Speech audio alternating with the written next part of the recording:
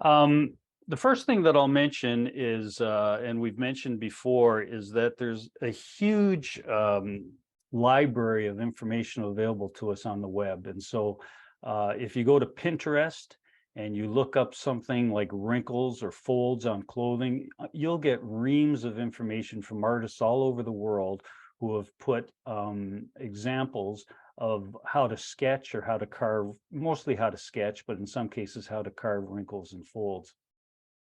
And so here's a few examples right here. And so I've tried to give credit where it was apparent to me. So this came from this portion of the website, and this came from this portion of the website. But here, this individual, as he draws or starts to thinking about putting folds in, he draws hoops. And so he's drawing hoops from one, like in this case, the shoulder down towards the elbow, from the elbow down towards the wrist. And that helps him picture where a wrinkle would go. And then he turns it into this sort of thing. And so this hoop would be undercut. And you can see how it's undercut here. He's got a kind of an exaggerated view of it here. But each fold is got a little bit of a mound and then a valley and then a mound and a valley. And it really adds to the carving. And you can also see these hoops as well here. He's gone from the elbow toward the wrist. And again, sort of a valley up to a mound, down to a valley, up to a mound. And that's how he defines his wrinkles. A really good way to think about wrinkles. This individual here put a really good example of the flow of wrinkles coming from kind of a pinch point. Where is it being stretched from? So where are the wrinkles radiating from because of just the way clothes stretch, in the arms here, underneath the arm toward the wrist, away from the front of the pant if you're stepping forward toward the back. So just look at things like that on Pinterest and you'll find all kinds of really good things. This one caught my eye because he talked again about where is the fabric pulling from, and you have to think about that. Where in this posture, when I stand in front of the mirror and I do this, where is the fabric pulling from? And so where are the wrinkles going to radiate from? The other thing that I liked, he said fabric is stuck where it passes against the skin. So, around the chest here and down the torso to some extent, it's going to be tight. And so it's just going to follow the skin and you won't see a wrinkle there. And so you'll go from a fold or a wrinkle to nothing at all. And that just tells you that's being stretched across the person's skin. I really like this one, and it's something that I've used quite often, is that at elbows and creases in generally look like triangles. And so, we tend to think of, well, if I make a knife cut here, that's a wrinkle. And if I make a knife cut here, that's a wrinkle. But in behind that wrinkle is a triangle. And so, I think this was a good tip from this individual to think of it in terms of triangles. Another good example from this particular artist that I found on Pinterest, some great pictures, again, showing, he just makes a little circle here to show where the wrinkles are being pinched from and the direction that they're going in. So, perfect example of those hoops and how it's fold within fold as it radiates towards the knee. I like this one, like typically we'll do a caricature of somebody sitting down and we'll make the belt to the leg smooth. But in fact, if you look at how you're sitting right now, your pants are crippled here. They're bulging out here. The pockets tend to bulge out. And so think about that. Example here again, where is the pinch point where the wrinkle is emanating from, and does that make the folds and the wrinkles radiate? So make good use of what you find on Pinterest. Make good use of looking at the clothes you're wearing. Whether if you're doing an arm, I typically look down at my shirt that I'm wearing, or I'll go to the mirror. I'll often take a photograph of myself in a mirror. So all ways to understand how you want to make the wrinkles look. One of the best sources of looking at wrinkles is Norman Rockwell. In fact, I think sometimes Norman Rockwell was put on this earth just for caricature carvers. You know, he inspires different themes in your mind. You're not copying his work, but it inspires a theme. But just take a look at the postures and the way that he makes his wrinkles. You know, all the things that we just looked at in those Pinterest drawings are similar to these folds, but just about any Norman Rockwell photograph of a painting that you pull out, you'll learn something about how you want to put the wrinkles in on your carving. Okay, so I'll just stop there for a second if there's any comments or questions. Okay, so here's what I did. I carved 3 arms. Okay, so the top here is the shoulder, elbow, and wrist. Okay, and it's just scrap piece of basswood. There is probably 3/8 of an inch diameter after I carved it. It's pretty small.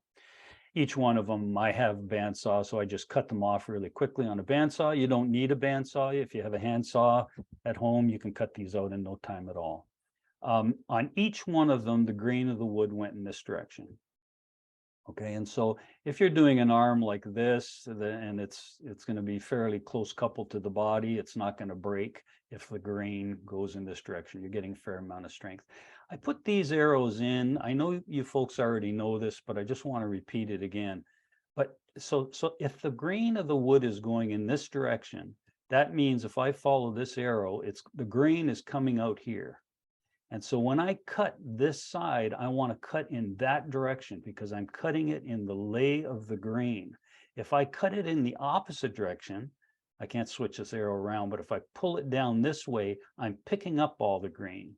And I'm either going to have a very terrible cut or it's going to split the wood. And so you always go in the direction, you cut always in the direction of the way the grain is laying down.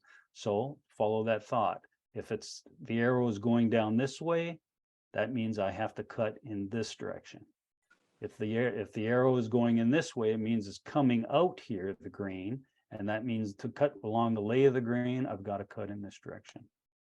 Okay, so you know, a little thing for you to practice while you're doing this. And you know, when I carve, I stop and think of the grain of the direction. I just don't go at it blindly. I think, okay, I've turned this over now in my hand. Which way is the grain going? How am I going to cut so that I'm laying down the grain?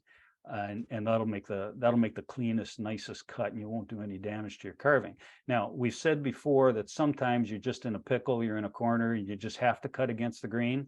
Do it carefully. Make sure your knife is absolutely surgically sharp, and you'll get away with it. But if you can cut in the lay direction of the grain, you're way ahead of the ball game. Okay, everybody understand that? So with that in mind, I just went and I rounded all these out. So I made 3 arms, and then you'll see in a minute, I carved each arm to show you a various degree of adding wrinkles. So this is the first degree of adding wrinkles, and then makes fine wrinkles. And if you had a carving that looked like that, you know, we'd all be happy about it. Here's another degree of adding wrinkles, and I'm going to talk about these individually. And again, if you left it like that, you're going to have a beautiful carving. And then here's the 3rd degree of adding wrinkles. And you can see I've added a lot of the things that you saw in some of those Pinterest diagrams. And I also added things that you would have seen in Norman Rockwell paintings. Okay, so 3 different degrees of adding folds and wrinkles. And you just go with the one you're satisfied with, right? So stop me at any time or I'll keep rambling here, okay? Mark, for those, I have a quick question. Did you use just knives or gouges, or what did you use? I just use knives in this case, Fergus. Yeah, that's a good question. Okay, thank you. Was there another question or comment? Okay, just stop me, okay, or else I'll just keep blabbing. So this isn't the greatest photograph for being in focus, but you can see what I did here. So in this case, I just did I very, very quickly carved this round. Do this on a scrap piece of paper. It's, you know how we're always harping about roundness in arms and legs and bodies. This is a good practice piece to just practice doing something completely round.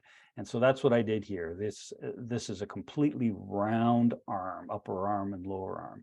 And then I just made a V cut. So with a knife, I made one cut in, I made a second cut in, and that's a wrinkle. I made another cut in, a second cut in, and that's a wrinkle. So we call these stop cuts, right? So I made one cut in, the second cut in stops against that. And if your knife is really sharp, we've mentioned to you, you'll hear a click. It's just like that. You'll hear a pop, and that tells you, okay, you've got a really nice sharp knife and you've made a nice crisp line.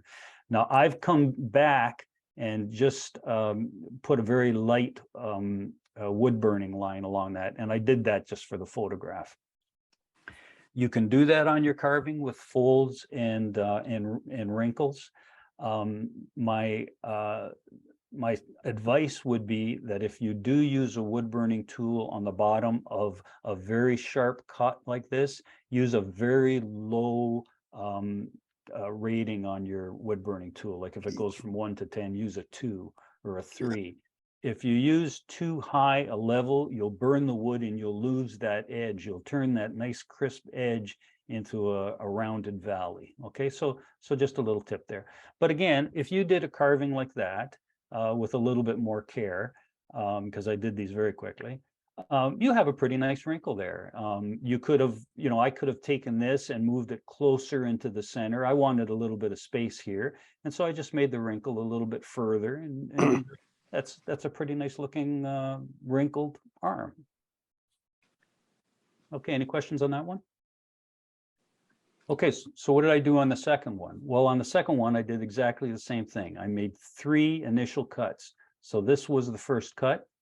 Again, one V cut in, a stop cut, and then I stopped against it. This was the second cut, the second wrinkle, and this was the third wrinkle. Okay, so if you can keep your eyes on those, that's the third, that's the second, and this was the first cut. And then what did I do? I said, okay, between the first cut and the second cut, there's clearly a mound, and that's what wrinkles are all about, right?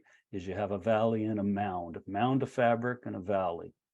And so in that mound, I cut it away again. I made another cut in exactly the same way, V cut in with one stop cut and the second cut in, pulled that material out.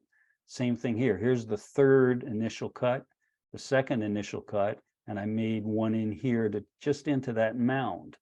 And so now, instead of having, as I showed you in the first picture, a valley, a mound, a valley, and a mound, now I have a valley, a mound, a valley, a mound, a valley, a mound. So it just makes the whole wrinkle a lot more interesting to look at. And then because I wanted to make this portion a mound, I just made another cut in here. So this is another straight cut in here. And this time I went way back on the arm and made that really gradual coming up to that cut. And I made on this initial cut here, this was the third initial cut, I made another slice here, and then I used that as a stop cut, and I started way back here and made a nice gradual cut into that. So now you've added a lot more interest to the wrinkle. So there was the first one, nothing wrong with that wrinkled shirt at all. Here's the second one. Okay, it's just that much more interesting. You have more character in the clothing in this case. Okay, any comments or questions on that? Okay, and so here's the third piece. And so what did I do? Well, there's the first cut, there's the second cut, there's the third cut, there's those little valleys I made within the folds, within the mounds of folds. Here's the cut I made to make the third cut a fold, and the long line took 2. Here's the cut I made outside of the first fold, and the long line I put into that. And then I made some of those hoops. So I drew a hoop from the shoulder down to the elbow, shoulder down to the elbow, and I made sure that I had a valley, a mound, down into a valley, and a mound again. I made a hoop here, so a hoop from towards the elbow to towards the wrist. Again, I made sure that there was a mound, a valley, and a mound. And I could have left it like that, and that would have just added that much more interest. But if you just took your knife and you scooped out a little bit here, almost randomly, kind of just scoop out a bit, it just gives your sleeve, in this case, such more interest. Like there's nothing straight about this sleeve. It's all it's all got a form to it. And if you look at your sleeve while you're sitting there watching this, you'll notice the same thing. There's nothing straight on your shirt. When you look down your shirt, you've got that kind of contour going on. And of course, here I added a little bit of a cuff. Okay.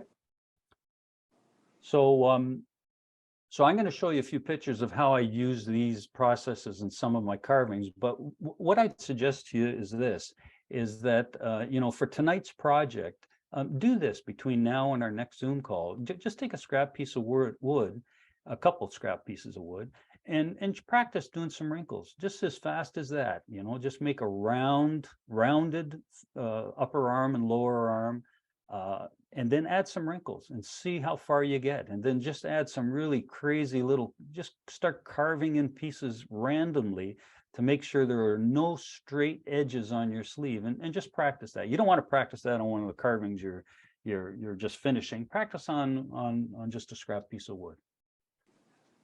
Okay, so how does that turn into wrinkles on your carving? So here's a good example of a carving that I did with a whole bunch of wrinkles. And so I had to go and I had to research a number of hockey players leaning over a bench to get this right, and making sure that I had all of the wrinkles from the shoulder pads down to his sweater. And you can see it's exactly what I just told you. There's a mound here, there's a valley and a mound. And then if you look underneath here, there's the V cut within the mound, just to give it more interest. You know, here's one of the hoops that we talked about. Here's another one of those hoops that we talked about. And it's just as simple as that. You know, these here were cut out with a gouge, a small gouge, so that was dished out. And I just went around and randomly just added some nicks and valleys to give it some character. All right, so that's the notion of folds. I'm showing you this one in that, you know, the folds are very simple down here. I didn't do a whole lot of folds because the pant was really heavy wool. And so you got to think about, okay, how is this, you know, silk is going to give you a real tight wrinkle. Something heavy like canvas or wool is going to give you a real long wrinkle, or a full wrinkle. But I wanted to show you this backpack because as I researched this backpack and what they wore at the time in 1812, they were square because they had inside was a wood frame, and they just sat square against their backs. It must have been so uncomfortable. But just take a look at the kind of nicks that the little scoops with a knife that I used to give it some character. So a lot of character between this belt, and I made sure that it was scooped in around the belt. This flap, I made sure it was scooped in around the flap. But look, if you look at that pack and you don't see any straight lines really, it's because I went and I made sure everything had a contour. This blanket, very simple in terms of carving it, but I just put one wrinkle here and one wrinkle there and made sure that it looked like it was drooped. But again, very, very, you know, with a gouge in this case, very, very random gouge marks to make sure nothing was straight on this piece of, on this blanket in this case. Beautiful. So this cowboy, you guys have seen this cowboy before. So again, take a look, like these are the hoops, right? This is from that Pinterest shot where the pinch point is and it goes towards the elbow. You know, his arm is a little bit of a different position here, so the wrinkles go in this direction. But here's the first cut, you can see, here's the second cut that would have left a mound. Here's the third cut in the mound to give it more interest. Here's some more hoops going from the elbow down toward the wrist. The back is carved out of the chaps.